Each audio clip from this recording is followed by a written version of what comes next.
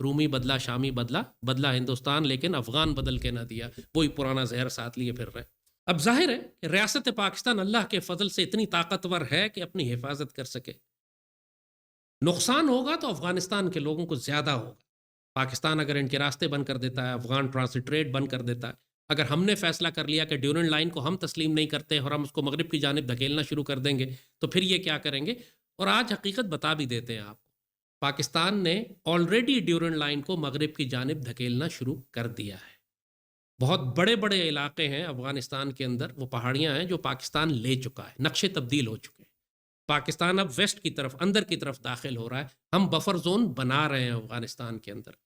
افغانستان کی حکومت اس کو تسلیم نہیں کر سکتی، شرم سے دیکھ رہے ہیں، ذلیل ہو رہے ہیں، لیکن تسلیم نہیں کر سکتے، کیونکہ اگر تسلیم کریں گے تو ان پہ دباؤ آئے گا کہ جی وہ علاقے واپس لو، واپس لینے کی کیپیسٹی نہیں ہے ان میں، لہٰذا بہتر ہے کہ پریٹینڈ کرو کہ جیسے کچھ ہو ہی نہیں رہا۔ ایگزیکٹلی ویسے جیسے نریندر مودی چائنا کے خلاف کر رہا ہے، چائنا جو ہے وہ بڑے بڑے علاقے قبضہ کر چکا ہے انڈیا کے اندر، اور مودی ایسے پریٹینڈ کر رہا ہے آسمانوں کی طرف دیکھتا ہوا جیسے کچھ ہو ہی نہیں رہا۔ حقیقت میں آن گراؤنڈ چائنا جو ہے وہ کئی ہزار مربع میل علاقہ انڈیا کا لے چکا ہے پچھلے دنوں۔ اب یہی پاکستان ان کے ساتھ کر رہا ہے۔ بڑے بڑے علاقے اور ہائٹس اور چوٹیاں جو ہیں جہاں سے یہ فساد کرتے تھے پاکستان کے اندر، پاکستان ان کو لے چکا ہے۔ ڈیورنڈ لائن جہاں جہاں پہ افغانستان کے علاقے پاکستان کے اندر داخل تھے وہ سب ہم نے لے لیے ہیں، اور ڈیورنڈ لائن کو ہم نے سیدھا کر دیا، اور اب ہم مغرب کی جانب اس کو مزید دھکیل رہے ہیں۔ یہ بدتمیزی کرتے رہیں کہ ہمارے ساتھ ہمارا صبر کا پیمانہ لبریز ہو جائے گا، ہم ڈیورنڈ لائن کو مزید دھکیلتے چلے جائیں گے، کل ہم جلال آباد لے لیں گے، خوست لے لیں گے، قندھار لے لیں گے، پھر تم کیا کرو گے؟ تمہارا کیا خیال ہے کہ تم اتنے طاقتور ہو، تمہیں تکبر ہے اس بات کا کہ تم نے جناب روس کو اور امریکہ کو شکست دی، لیکن یاد رکھو کہ پاکستان کی مرضی کے بغیر تم کبھی ان کو شکست نہیں دے سکتے تھے۔ شکست تم نے اس لیے دی کہ پاکستان تمہارے پیچھے کھڑا تھا، تمہارے اپنے پلے کچھ بھی نہیں تھا۔ ہمیشہ 1400 سال کی اسلامی تاریخ دیکھو یا اس سے پہلے کی تاریخ دیکھو، دنیا میں ہزاروں امپائرز آئی ہیں جنہوں نے تم پر حکومت کی ہے آگے، چاہے وہ کافر ہوں یا مسلمان۔ لہٰذا یہ تکبر اور بھوسا اپنے دماغ سے نکال دو کہ افغانستان گریو یارڈ آف امپائر، جہاں کوئی حکومت نہیں کر سکتا باہر سے آ کے۔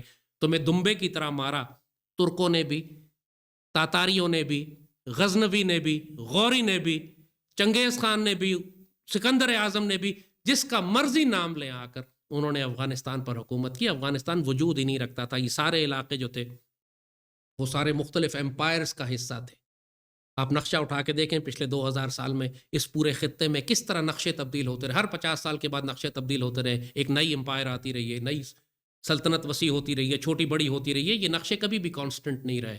یہ ریالٹی ایک جیو پولیٹیکل ریالٹی ہے، ہسٹوریکل ریالٹی ہے۔ خلافت عثمانیہ ایک زمانے میں 3 بر اعظم میں پھیلی ہوئی تھی، آج سمٹ کے چھوٹا سا ہو گیا۔ اگر وہ لڑنا شروع کر دیں 3 بر اعظم میں کہ سارے علاقے ہمیں واپس کرو، تو ظاہر ہے سوائے جنگ کے اور کوئی راستہ نہیں ہے، لیکن یہ پاگل پن ہوگا۔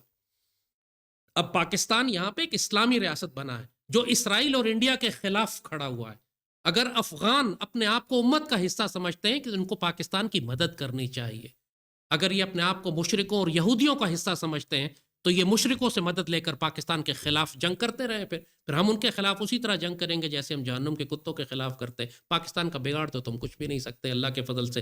جیسے کہا 75 سال میں تم 2 انچ زمین بھی نہیں لے سکے پاکستان سے۔ ہاں پاکستان نے تمہارے سینکڑوں کلومیٹر علاقے لے لیے ہیں، لیکن تم شرم کے مارے اب بول نہیں سکتے۔ کیا کرو گے؟ بولو گے تو تمہیں ان کو واپس لینا پڑے گا، واپس لینے کی تم میں کیپیسٹی نہیں ہے۔ تم ہمیں چھیڑو گے تو ہم تمہارا منہ توڑ دیں گے۔ اللہ کے فضل سے پاکستان کا نہ ہندو مشرک کچھ بگاڑ سکا، نہ تم کچھ بگاڑ سکتے ہو۔ اگر تم میں کوئی خیر باقی ہے تو علامہ اقبال کی نصیحت پر عمل کرو۔ بابا اقبال کی تو تم بھی عزت کرتے ہو یار۔ پاکستان کو تم کہتے ہو کوئی انگریزوں کا بلایا ہوا ملک ہے، تو علامہ اقبال کدھر گئے؟ علامہ اقبال نے جو تمہیں آ کے بتایا تھا کہ یہاں پہ ہم ایک اسلامی ریاست بنانے جا رہے ہیں، تم بابا اقبال کی بات کو عزت کیوں نہیں دیتے؟